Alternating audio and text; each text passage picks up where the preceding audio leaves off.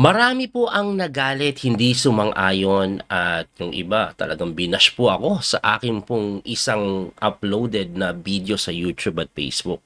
Gumagawa po kasi ako ng mga basic endgame tutorial para may matutunan po yung mga viewers natin. Yun nga lang, 1 minute video lang yun, maikli, mabilisan yung pagtuturo. Kaya siguro hindi nila ako naintindihan. Anyway, ito po ay tungkol sa king na lang po yung puti, yung kalaban king, bishop, and pawn pa. At sabi ko, tabla yan.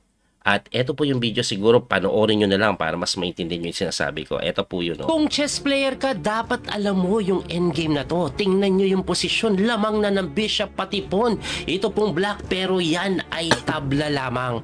Bakit po? Kasi yung babaksakan na pawn para ma-promote siya ay puting square, samantalang ang bishop ay itim na square. Ano ang kailangang gawin para matabla yan?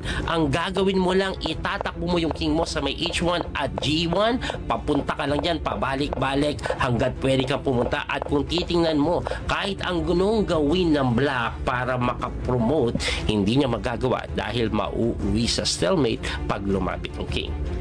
Dapat alam niyo yan. Basic endgame principle. Sana may natutunan kayo. Ayun, yan po mismo yung video. Ngayon, after kong i-upload ito, ngayon kasi ang views nito nasa 150,000 mahigit eh. Pero meron po ako natanggap na 139 comments.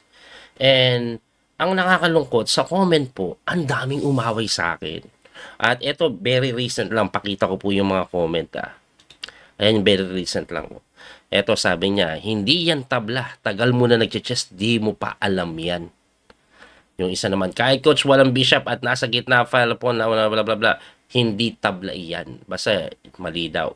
Daming paraan para manalo. In theory, tama po kayo. Hindi ko sure kung bakit sinabi niyang ganoon. Pero in real game, kayang ipanalo yan. So, totoong buhay, totoong laro, kaya daw ipanalo yan.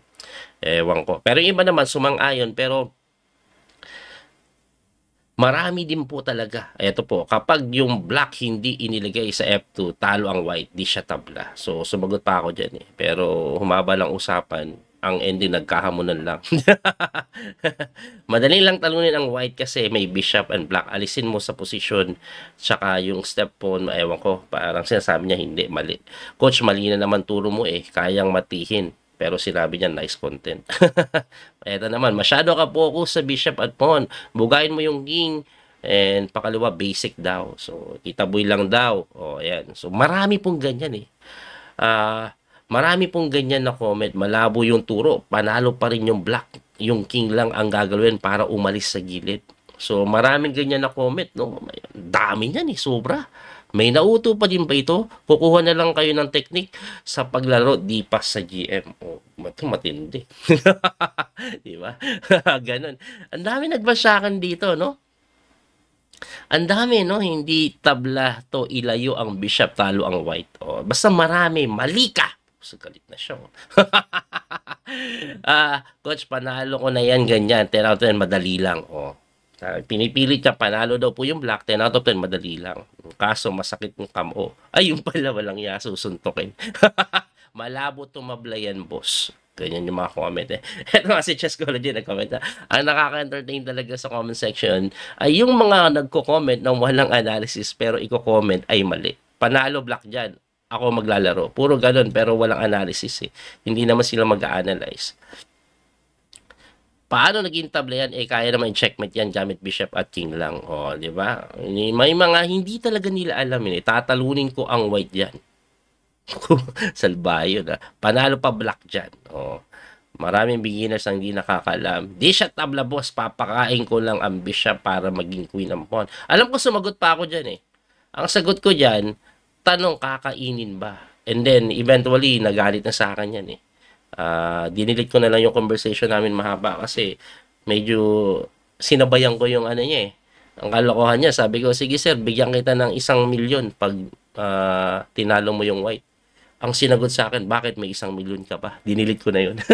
Sabi ko, hanip na yan. Basta marami pa yan at ang dami, hindi tabla yan. So basically, ang dami talagang hindi naniwala. Marami talagang hindi naniwala. Ang dami. Ayan, mahaba pa yung comment eh. Pero sa sobrang daming hindi naniwala at yun na nga, yung pinaka-recent, 1 hour ago lang, ayan, nakita ko, sabi ko, mukhang kailangan ko ng gawa ng action to. Kailangan ko ng ipaliwanag sa mga viewers to kung ano ba talaga ang nangyayari para mas maintindihan nyo. Okay? Ipapakita ko ngayon sa inyo kung paano po itatabla ito. Medyo habaan ko na yung video. Explain ko na ng mabuti. Okay? So, first of all, tabla po ito sa kadailanan na ang tawag po sa H-pawn ay rook pawn. Papunta kasi yan dito. At yung kulay po ng bishop ay kabaligtaran nga ng kulay. Itim po ang bishop puti ang babagsakan. So ano ngayon? Sabi nila, ilalapit mo lang yung king, ng black muna, wag mo itutulak yung pawn. Kasi ganito lang po kadali ang gagawin ng white. Simpleng-simple lang. Ito lang yung gagawin ng white kahit na ano pang gawin nyo. Okay? Yung white king po, tatakbo lang po siya dito sa 3 or 4 na square na yan. Ang takbo lang po ng king palipat-lipat dyan. Kahit anong itira mo. Kahit anong itira mo, palipat-lipat lang siya dyan. Basta make sure na laging yung king makakapunta sa H1. Okay, pagpunta ka dito, ayan, pabalik-balik, di ba? O, pag pinunta mo yung bishop dito, stalemate. Of course, sasabihin nyo, wag ganon. King move lang. O, dito naman. Pag chinek mo, hindi naman po siya aangat, bababa lang siya. Stalemate yan, so gagalaw na naman yung king. At babalik ka na naman sa ganyan tema, ayan, stalemate na naman, kaya gagalaw na naman. So, wala kang magagawa kahit anong klaseng ikot ang gawin mo dyan. Kasi yung king naman po, hindi nga aalis o lalayo sa H1. Magpapabalik-balik na lang yan, stalemate. Alis natin yung bishop, pabalik-balik pa rin. Paano mo siya papaalisin dyan sa H1? Yan ang tanong Ngayon, pag wala ka nang magawa, kahit anong ikot mo dyan, habang buhay kang mag-ikot-ikot yan, mapipilitan kang itulak yung pawn. At ganun pa rin po yung mangyayari. Wala kang makukuha dahil stalemate yan once you push the pawn. Kaya tabla po yan. Maraming beses na itong nangyari sa mga video analysis ko. Laro po ni Magnus, laro ng ibang malalakas na Grandmaster. Laging nauwi sa tabla. Hindi ko po alam kung paano i-explain pa sa inyo kung ano pang pagka-try nyo dyan. Basta, napakasimple lang po ng ginagawa ng white. Nakikita nyo ba? Yung king, laging pupunta lang dyan sa H1. Hindi lalayo. Pag hindi siya makapunta dito, dito. Pag hindi siya dyan. Yung 3 square na yan, yung laging pupuntahin niya. Kasi, makakabalik siya sa H1 next move. Hindi po maipapanalo yan. Dahil nga, yung bishop item. Kung puti po yung bishop, panalo po yan.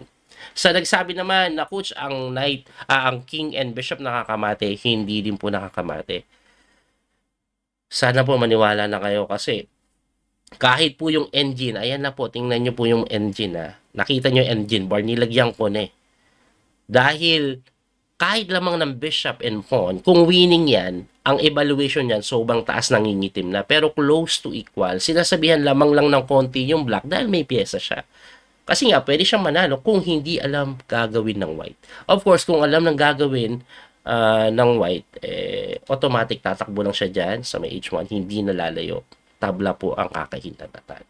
So, subukan nyo, kahit habang buhay nyong itry yan sa mga nagbabasya, umaaway na nagtuturo daw po ako na mali.